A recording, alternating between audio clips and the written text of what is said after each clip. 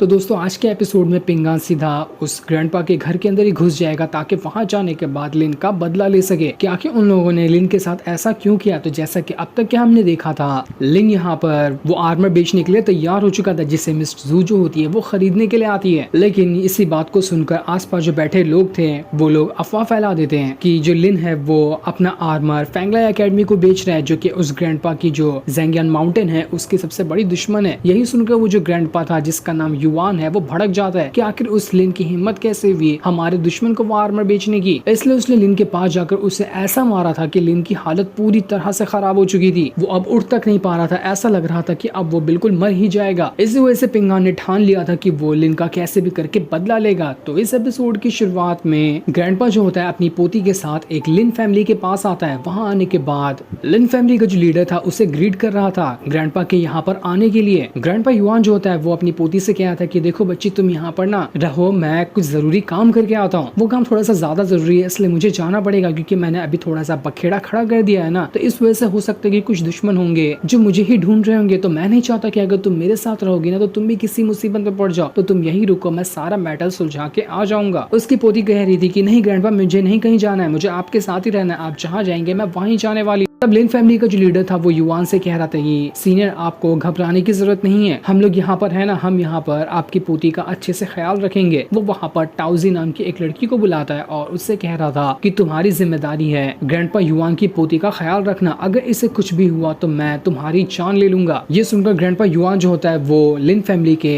Leader से कह रहा था कि तुम्हारा बहुत बहुत शुक्रिया, तुमने ये एहसान मुझ पे किया है ना, तो इससे मैं बहुत ज्यादा खुश हूँ, मैं ये एहसान तुम्हारा चुका दूंगा। लेकिन हाँ, ये भी बात है कि अगर मेरी पोती को कुछ हुआ तो तुम्हारी लिन फैमिली कल का सूरज नहीं देख पाएगी। मैं अपनी पोती की जिम्मेदारी तुम्हें देते हुए जा रहा था, तुम्हें अपनी पूरी जान लगा देनी है ताकि मेरी पोती को यहाँ पर एक आंच तक नहीं आए, वरना तुम लोग समझ लेना कि तुम्हारी क्या हालत होने वाली है। जिसके बाद ग्रैंडपा युवान अपनी पोती को समझाने आता है कि देखो तुम नहीं समझ रही, ये मामला ना बहुत ज्यादा बढ़ चुका है, तो इसलिए कैसे भी करके इसे सॉल्व तो करना ही पड़ेगा। उसकी पोती कहती है ये वही आर्मर की वजह से मामला शुरू हुआ ना, आखिर हमारी दुश्मनी फैंगलाई एकेडमी से क्यों है, ऐसा क्या हो गया था, क्यों हम दोनों एक दूसरे के पीछे पड़े रहते हैं ताकि एक दूसरे को हरा सके। तब ग्रैंडपा युवान वहाँ पर उसे इतिहास बताने लगता है कि हमारा ज़ेंगियन माउंटेन और फैंगलाई एकेडमी दोनों उसी पावरफुल स्वॉर्ड के पीछे पड़े हुए हैं जिस स्वॉर्ड की मदद से आज से कई साल पहले उस पावरफुल बंदे ने ड्रैगन गॉड को खत्म किया था। उस स्वॉर्ड के अंदर ना ऐसी पावर है जो पावर सिर्फ किसी चूजन वन को ही सिलेक्ट करती है। दुनिया में कोई ऐसा बंदा पैदा हो जिसकी किस्मत में लिखा हो कि अगर वो उसी स्वॉर्ड और उसकी पावर अपने अंदर समा लेगा तो वही बंदा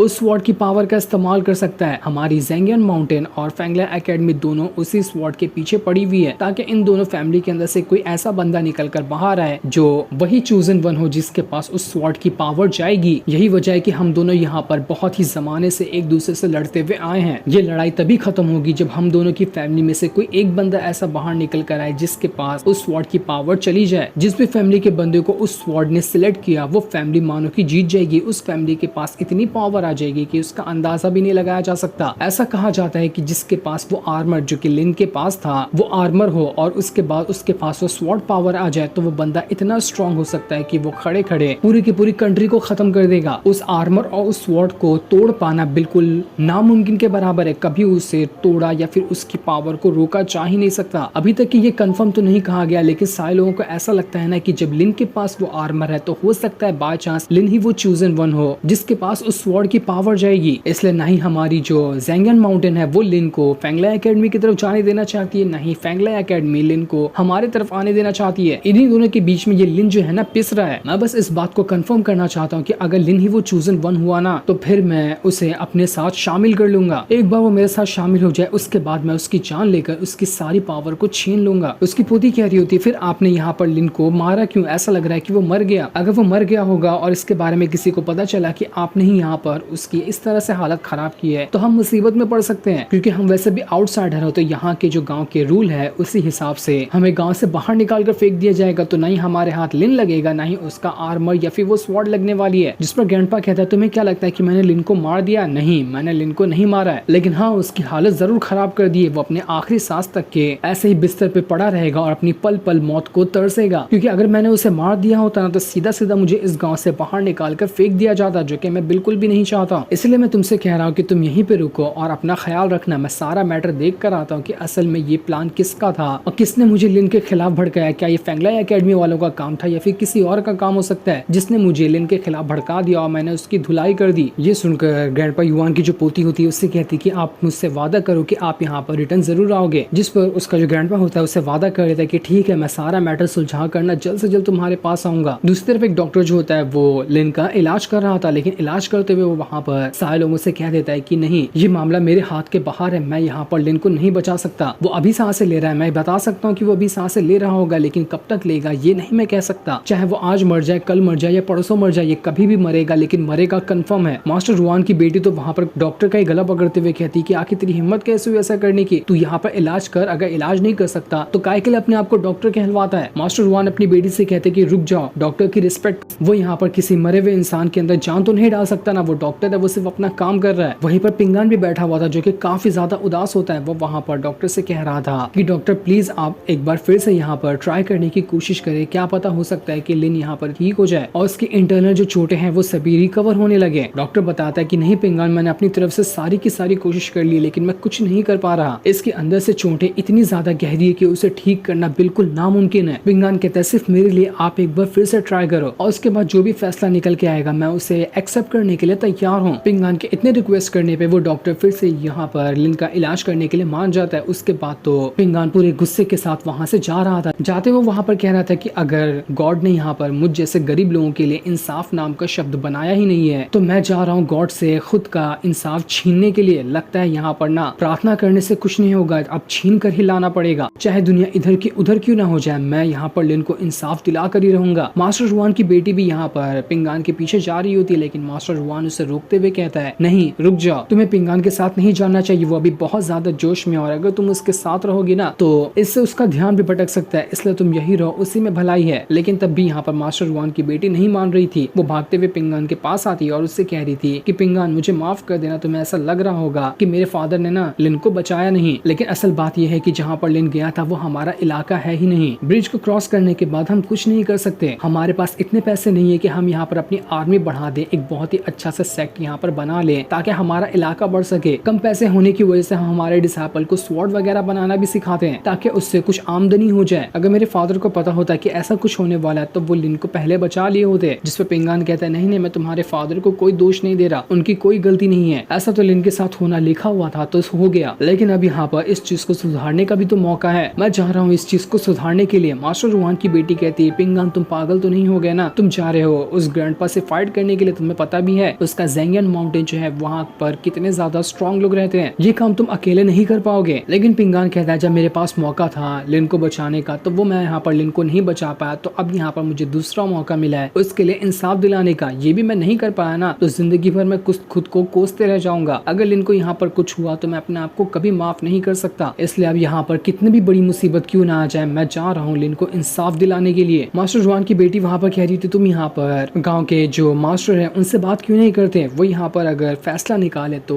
उस ग्रैंडपा को सजा दी जा सकती है। लेकिन पिंगान वहाँ पर कह रहा था तुम्हें पता है ना कि सजा क्या होगी अगर यहाँ पर ये साबित भी हो जाए कि उस ग्रैंडपा ने यहाँ पर लिन की ऐसी हालत की है, तब भी उसे क्या सजा मिलेगी, सिर्फ उसे इस गांव से बाहर निकाल कर फेंक दिया जाएगा क्योंकि वो एक आउटसाइडर है। लेकिन मैं ये नहीं चाहता कि बस यहाँ पर वो ग्रैंडपा गांव से बाहर जाए, अगर वो जाएगा भी तो वो सही सलामत नहीं जाना चाहिए, ये मेरा खुद से वादा है। इतना कहने के बाद पिंगान वहाँ से चला जाता है। आगे बढ़ते हुए उसे वहाँ पर निंग्याओ दिखाई देती है जो पिंगान को सारे पैसे रिटर्न कर देती है, जो पैसे उसने यहाँ पर लिन की सेफ्टी के लिए लिए हुए थे। वो उससे कह रही थी जब मैंने यहाँ पर लिन को बचा ही नहीं पाए तो आखिर तुमसे ये पैसे लेने का क्या फायदा, रख लो इसे, मुझे नहीं चाहिए ये पैसे, मैं खुद अकेले जा रही हूँ यहाँ पर उस ग्रैंडपा से बदला लेने के लिए ताकि मैं लिन को इंसाफ दिला सकूं। पिंगान कहते हैं नहीं नहीं तुम अकेले नहीं जा सकती, मैं भी तुम्हारे साथ चलूंगा, मुझे पता है कि आप खुद भी अकेले ये काम नहीं कर सकती, आपको किसी की मदद चाहिए होगी, इसलिए मैं भी आपके साथ जाना चाहता हूँ। निंग्याओ कहती क्या तुम पागल हो, तुमने कभी ढंग से स्वॉर्ड भी उठाई है क्या, तुम्हें तो कुछ करना नहीं आता, तुम इतने बड़े हो गए, तुम्हारे पास कोई स्किल नहीं है, तो तुम्हें क्या लगता है कि तुम इतनी आसानी से ज़ेंगियन माउंटेन वालों के साथ पंगा लेकर लिन को इंसाफ दिला दोगे, ऐसा कभी नहीं होने वाला। लेकिन पिंगान उसे समझा रहा होता है कि अभी ये काम जोश में आने का नहीं है, हमें दिमाग से चलाना होगा, हम इस सिचुएशन को दिमाग से हैंडल करेंगे और अगर ऐसा नहीं हो सकता है तो फिर हम जोश में जाकर ज़ेंगियन माउंटेन वालों के साथ भिड़ जाएंगे। मैं एक काम करता हूँ, ये पैसे लेकर पूरे गांव के अंदर जितने भी लोगों को मैं पहचानता हूँ ना उनके पास जाता हूँ और उनसे मदद मांगने की कोशिश करता हूँ, क्या पता कोई ऐसा निकल कर सामने आ जाए जो इन पैसों के बदले हमारी मदद करने के लिए तैयार हो जाए, तो वो भी अगर हमारे साथ हो जाएगा तो हम उस ग्रैंडपा के साथ फाइट कर सकते हैं। इतना कहने के बाद पिंगान वहाँ से जा रहा होता है। निंगिया उसे रोकते हुए कहती है रुक जाओ। वो उसे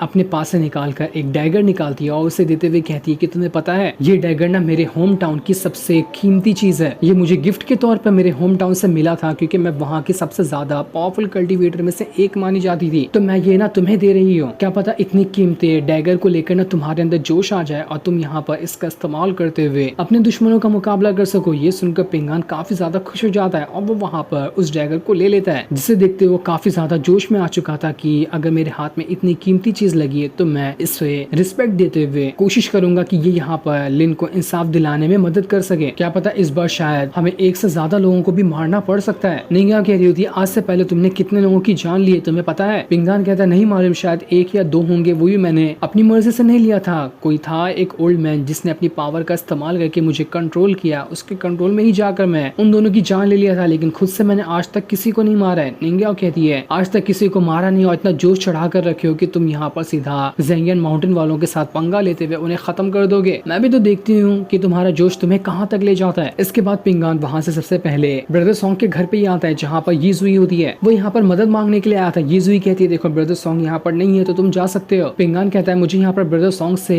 काम नहीं है, मुझे तुमसे ही काम है। मैं यहाँ पर तुमसे मदद मांगने के लिए आया हूँ कि क्या तुम यहाँ पर मेरी मदद करोगी? यीजुई कहती है देखो मुझे ढंग से स्वॉर्ड पकड़ना नहीं आता तो मैं यहाँ पर तुम्हारी मदद कैसे कर सकती हूँ, चले जाओ यहाँ से, ये काम मुझसे नहीं होगा। पिंगान कहता है मैं तुम्हें फाइट करने के लिए नहीं कह रहा, मुझे पता है कि जब मैंने पहली बार तुम्हें देखा था ना तो तुम्हारे अंदर से अजीब सा ऑरा निकल रहा था। मैं दावे से कह सकता हूँ कि तुम कोई मामूली लड़की तो नहीं हो। तो मैं सोच रहा था कि क्या पता अगर तुम्हारे पास स्पिरिचुअल ऑरा है ना तो तुम उस ऑरे का इस्तेमाल करते हुए लिन को ठीक कर दो। तुम्हें बस इतना करना है कि लिन के पास जाना है और उसकी मदद करनी है। क्या पता तुम्हारे स्पिरिचुअल ऑरा की वजह से उसके जो इंटरनल चोटें हैं वो ठीक हो जाए और चांस बढ़ सकते हैं कि लिन जिंदा बच जाएगा। ये सुनकर तो यूजी घबरा जाती है कि आखिर इस पिंगान को कैसे पता चल गया कि उसके पास स्पेशल पावर है। कहीं ऐसा तो नहीं कि उस टाइम पिंगान होश में था जब उसने पिंगान की सारी पावर छीन ली थी। इसी घबराहट में वो वहाँ पर पिंगान से मना कर देती कि नहीं मेरे पास कोई स्पेशल पावर नहीं है, तुम जा सकते हो यहाँ से, मैं तुम्हारी मदद बिल्कुल भी नहीं करने वाली। ये सुनकर पिंगान बेचारा काफी ज्यादा उदास हो जाता है और उदास होने के बाद वो वहाँ से चला जाता है। अब पिंगान मास्टर के पास आता है ताकि उनसे मदद मांग सके, लेकिन वहाँ पर आने के बाद उसे पता चलता है कि मास्टर तो यहाँ पर है ही नहीं, वो किसी जरूरी काम से चले गए हैं और 3 दिन बाद आएंगे। ये सुनकर पिंगान उदास हो जाता है कि यहाँ पर तो मास्टर से भी कोई मदद नहीं मिल सकी, इसलिए पिंगान वहाँ से उदास होते हुए चला जाता है। अब पिंगान वहाँ से गुआन के पास आता है जहाँ पर ब्रदर सॉन्ग भी मौजूद था। वहाँ पर आने के बाद पिंगान गुआन से कह रहा होता है कि देखो मुझे पता है कि ना आप यहाँ पर काफी ज्यादा स्ट्रॉन्ग है, आपको दाली डायनेस्टी का सबसे ज्यादा पावरफुल कल्टीवेटर कहा जाता है, तो देखिए मेरे पास कुछ पैसे हैं, अगर इन पैसों के बदले अगर आप यहाँ पर मेरी मदद करने के लिए तैयार होते हैं ना तो मैं आपका ये एहसान कभी नहीं भूलूंगा। मैं बस चाहता हूँ कि आप यहाँ पर लिन को इंसाफ दिला दें। जिस पर गुआन कह रहा होता है तुम्हें पता है आज तक कि सिर्फ मैंने लोगों की जान ली है, किसी के लिए इंसाफ नहीं दिलाया, और तुम यहाँ पर कह रहे हो मैं लिन को इंसाफ दिलाऊं, वो भी सिर्फ इन 2-4 सिक्कों के बदले? ऐसा नहीं हो सकता। तुम्हें पता है ना कि ज़ेंगियन माउंटेन वाले कितने ज्यादा स्ट्रॉन्ग है। अगर मैंने यहाँ पर ज़ेंगियन माउंटेन के खिलाफ लड़ाई छेड़ दी तो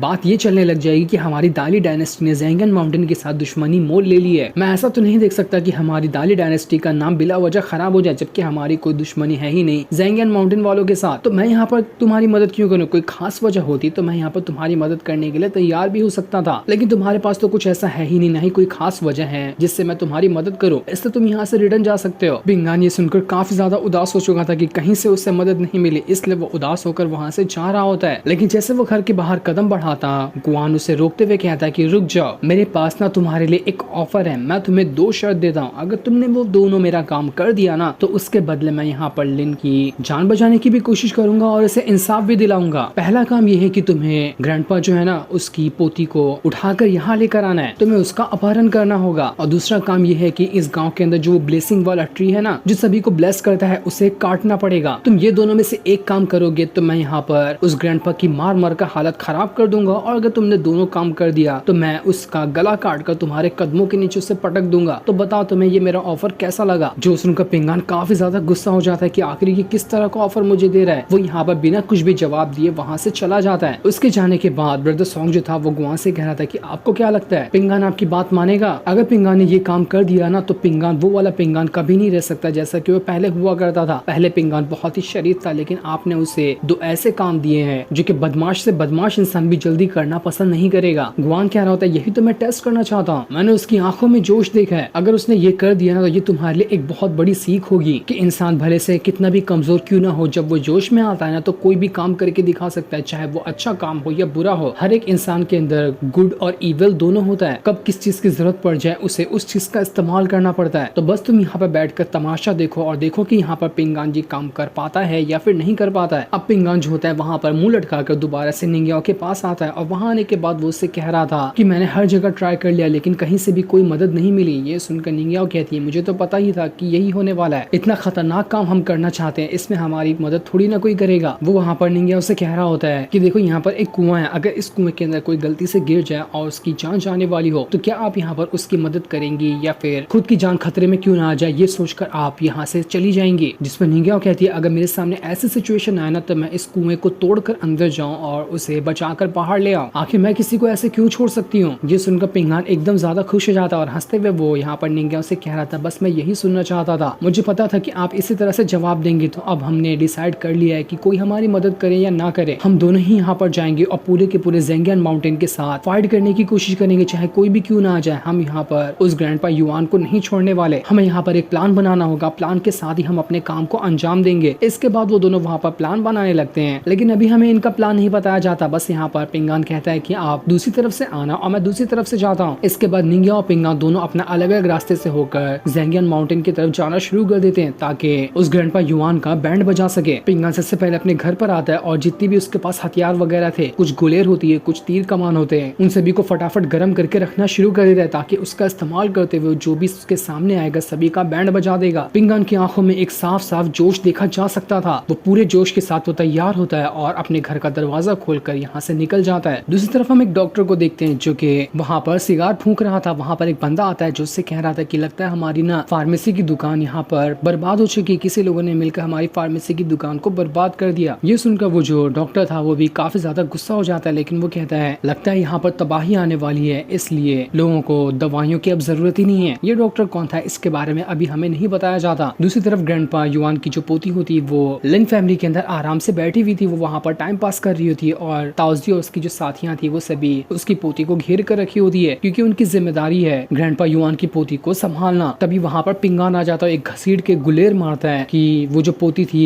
उसके सामने रखा हुआ पक्षी वाला पिंजरा टूट जाता और उसके अंदर से वो पक्षी उड़कर बाहर निकल चुका था। जो देखकर सारे के सारे लोग एकदम ज्यादा हैरान हो जाते हैं कि यहाँ पर ये कौन आया। पिंगान वहाँ पर लगातार कई सारे गुलेर से पत्थरों को मारना शुरू कर देता है। इस वजह से ग्रैंडपा युआन की जो पोती थी वो सभी वहाँ पर लड़कियां जो खड़ी होती है उनके पीछे छुपने की कोशिश कर रही थी। वो लड़कियां भी घबरा जाती कि यहाँ पर ये क्या हो रहा है। ग्रैंडपा युआन की पोती उस लड़की को थप्पड़ मारते हुए कहती कि तू यहाँ पर बैठ कर अचार डाल रही है क्या, तुझे मेरे ग्रैंडपा ने जिम्मेदारी नहीं दी मुझे बचाने की, तू यहाँ पर शांत खड़ी रहेगी तो मुझे बचाएगा कौन, मुझे कुछ हुआ तो तेरी फैमिली तो खत्म। दादा तो दादा इसकी पोती ताओजी जो थी वो वहाँ पर पिंगान को देख लेती है, इसलिए वो उसी की तरफ बढ़ना शुरू कर देती है। वो अपने स्टिक का इस्तेमाल करते हुए यहाँ पर पिंगान के साथ फाइट कर रही थी। उसके स्टिक में काफी ज्यादा रफ्तार थी लेकिन फिर भी पिंगान यहाँ पर उसके स्टिक से बच जाता है, जिसके बाद तो ताओजी ने अपनी पावर का इस्तेमाल करते हुए पिंगान के साथ फाइट करना शुरू कर दिया था। ताओजी यहाँ पर मार्शल आर्ट की काफी अच्छी एक्सपर्ट लग रही होती है। पिंगान यहाँ पर जोश में आया हुआ था तो इसलिए उसने बॉक्सिंग टेक्निक में जितना भी कुछ सीखा था वो सभी का इस्तेमाल करते हुए ताओजी के साथ फाइट कर रहा होता है। और इस बार जब वो फाइट कर रहा था तो उसके अंदर से थोड़ी बहुत पावर निकल रही होती है। वो काफी अच्छी तरीके से ताओजी के साथ बॉक्सिंग टेक्निक का इस्तेमाल करते हुए फाइट कर पा रहा था, लेकिन तब भी ताओजी यहाँ पर मार्शल आर्ट की एक्सपर्ट थी, इसलिए वो पिंगान को काफी ज्यादा मारती है। लेकिन पिंगान जहाँ पहले को बहुत ज्यादा मार खा जाता था उतना ज्यादा मार नहीं खा रहा होता है। उसने ताओजी को अच्छी खासी टक्कर दी थी। वो हर बार उसके अटैक को रोकता और उसके ऊपर अटैक करते जा रहा था, लेकिन फिर भी यहाँ पर ताओजी काफी ज्यादा स्ट्रॉन्ग लग रही होती है। उसने पिंगान को उठा उठा कर फेंकना शुरू कर दिया था, लेकिन फिर भी पिंगान इतनी जल्दी आसानी से हार नहीं मानता। वो ताओजी को भगा भगा कर मार रहा होता है, पहले उसे भगा कर थकाता, उसके बाद मौका देखकर वो ताओजी के ऊपर अटैक करना शुरू कर देता। इन दोनों की फाइट बहुत ही ज्यादा जबरदस्त चल रही थी। पहली बार यहाँ पर पिंगान ने किसी को बहुत अच्छी टक्कर दी होती है। वो जैसे एक घसीट के पंच ताओजी को मारता है, वो वहाँ पर एक स्टोन पे गिरने वाली थी जहाँ पर गिर के तो उसकी जान चली ही जाती, लेकिन खुद ही पिंगान वहाँ पर उसे रोक लेता है ताकि यहाँ पर ये ताओजी मर न जाए। पिंगान यहाँ पर उससे फाइट भी कर रहा था और उसे बचाना भी चाह रहा था। गजब का इंसान है, क्योंकि उसका दिल साफ है तो वो किसी को भी ऐसे कुछ नहीं कर सकता।